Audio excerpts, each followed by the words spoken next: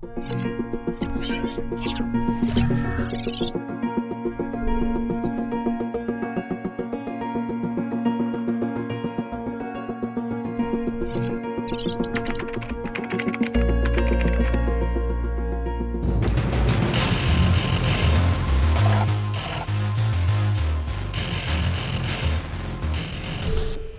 namin ang inyong kwento.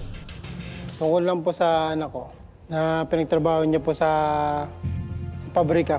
Pinagtrabaho si Kim ng stepmother mong si Nanay Lydia sa pabrika. Opo, tungkol lang sa pagmumulit siya sa bata, pati ako nadadami sa ganun.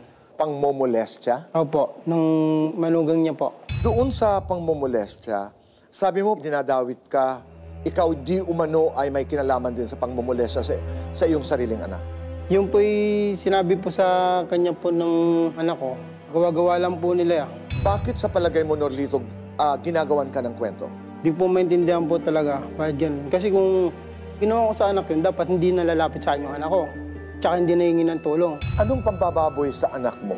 Christina, ikaw, dahil sa'yo sinabi ng bata. Kasi nakikita ko po siya minsan na iba po yung nagiging ugali niyan. Di nagtanong po ako sa bata, may ginawa ba sa yung hindi maganda? Halimbawa, papa mo, ganun po. Sabi niya, mama, wala po. Pero walang formal complaint, walang salaysay, walang kwento si Kim na ganito, ganyan ang papa ko. Wala po. Nung mapunta lang po kay si po ang nagsabi sa amin na may ginawa daw po yung papa nito. So ang lola ang nagsabi sa inyo? Opo.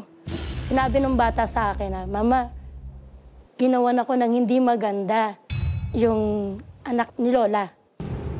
Yung manugang niya po, 9 na taon po ako, hinihipu-hipuan po ako.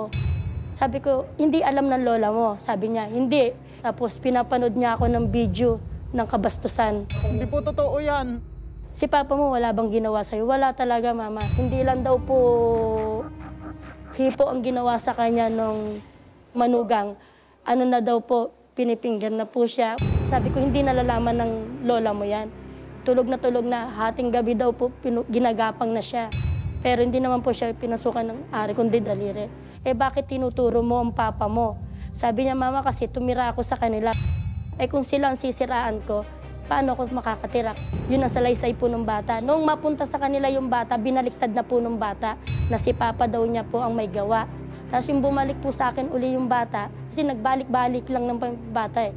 Umiiyak si lola, sinabi sa kanya na kung sakaling ipapakulong mo, di ka ba naaawa, maliliit pa yung mga bata? Yung pinapakinggan niya na lang kung anong sasabihin na lang ni lola, ganun po.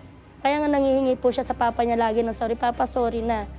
Kaya awang-awa ako doon sa bata, sinasabihan siya ng bata na, papa, bakit hindi mo ko tulungan? Ano na po yung bata eh, nagiging tulala na siya. Nasaan ngayon ang bata? Nasa kapatid ko po muna ibinigay para po kasi hindi niya kami balik-balikan ni ate. So ayon sa kanyang kwento, paulit-ulit na siya'y minolestya. Noong una po 9 na taon, hipo-hipo lang po iyon. Tapos naulit po yun, siya'y mapunta ulit sa kanila. Ang edad niya po ay 11 na po. Paulit-ulit daw sa kanya, hindi na raw po niya mabilang.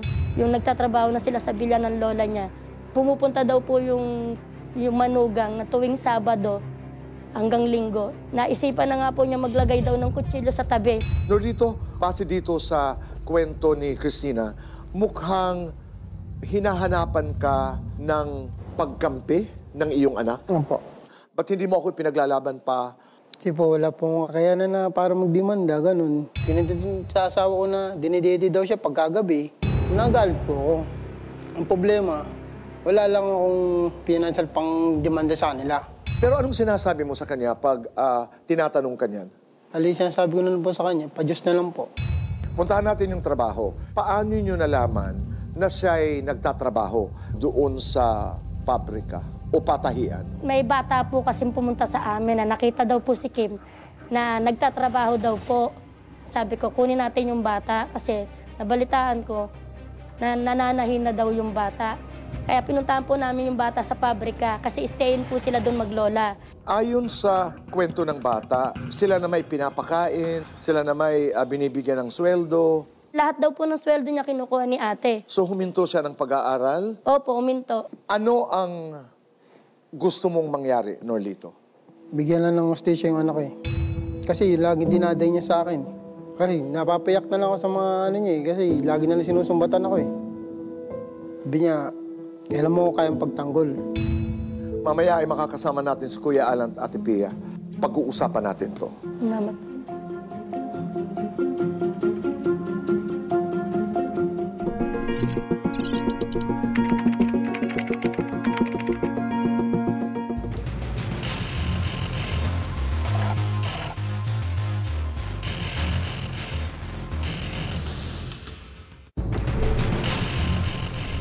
Aling Lydia, narinig niyo po yung salaysay, yung kwento ni Norlito at saka ni Christina. Opo. Anong nais niyo pong sabihin? Hindi po totoo ang kanilang nakasa. Kasi po yung bata po, 2013 po nasa aking pagkakalinga na po yan. Pati po yung ama. Magkakasama po kami sa bahay. Ginagawaan po nila kami ng kwento. Hindi po totoo yun. Paano hindi mangyayaring hindi totoo yun? Drama lang yan eh. Mahal na mahal ko po yung bata na yan. Lalo sa akin po yan lumaki. Kaya po yan napatigil ng pag-aaral. Kasi po, pinaalis na po ako doon sa tinitirahan namin. Ayaw niya sumama sa kanila, kaya po napunta siya sa akin. Drama mo. Ano, may lipat po ako ng trabaho. Sama-sama ko yung bata, hindi ko po yan pinagtrabaho. So, Aling Lydia, hindi ho totoo na tinuruan niyo magtahi at natatrabaho niyo po sa tahian noong nahinto sa pag-aaral? Di po, yung po bata po kasi nung 9 years old po siya. Kusa po siya naupo sa mga makina namin. Hindi niyo ho dinala doon sa villa para magtrabaho sa tahian? Di po kasi pangungupahan lang po kasi kami. Nung pinalis po ako nung may-ari ng bahay. Papaalisin eh, puro ka utang. Nagpalipad-lipad po ako ng trabaho para mabuhay kami ng maayos. Hindi lang po nila ako naiintindihan. Kumusta ho yung inyong huling pag-uusap ng bata? Maayos naman po. Mataba po siya nung ibalik ko sa kanila kasi po tinatanggal po ako sa trabaho kasi bawal na po ang kasama ng bata. Kaya po sinuli ko sa kanila.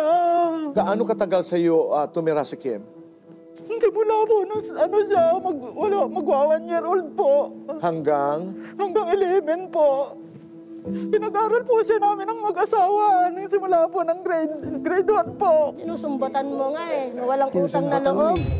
Yung salaysay na may kinalaman po sa pangmomolestya di umano ng iyong manugang doon sa bata mula nung siya'y 9 years old. Ano po ang inyong alam? Wala po ako alam dyan, hindi po totoo yan. Kasi po yung bata po na yan, nagkikwento lang po, pero gawa-gawa lang daw po niya yan. Kasi po yung manugang ko, paano ko mo masasabing totoo? Minsan lang po yan umuwi sa anak ko. Kaya mo hindi po ako naniniwala sa kanila. Kahit yung bata ang nagsasabi po? Kasi po yung bata po may anxiety po siya. Katulad po yung nasa eskwelahan nga po, bigla po siya nanaksak ng kaklase niya. Tapos sabi ko, huwag ka munang pumasok, baka kung ano bang gawin mo sa kinabukasan. Kasi hindi kita masusubaybayan doon dahil nagtatrabaho ako. Yung bata pa ngayon ang magsasabihin mong sinungaling. Maganda nga dyan, yarap si Kim. Di po totoo, kasi po nung kausapin ko siya, sabi niya po gawa-gawa niya lang po.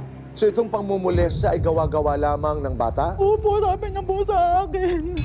Hindi ko po alam kasi minsan po ano po siya, yung nakikita ng mga mananahe ko para pong pinaglalaroan niya po yung masisilang bahagi ng katawan niya kahit may nakakakita po. Tapos sinusumbong na lang sa akin. Tapos sinasaway ko naman po siya, bakit po siya nagkakaganon? Kasi po inalagaan ko naman ng maayos yung bata na yan. Hindi po totoo na pinatatrabaho nyo ng regular ang bata? Hindi po totoo yun. Aling Lydia, ipagpapatuloy ho natin ang ating pag-uusap kasama si Kuya Alan at Ate Pia. Pero maraming salamat po sa iyong tiwala. Sana'y maliwanagan tayong lahat kung ano ang totoo dito sa kwentong ito. Opo. Katulad ng sabi ni Norlito, ang nais lamang nila, ang nais lamang niya, hustisya para sa kanyang anak at para sa iyong apo.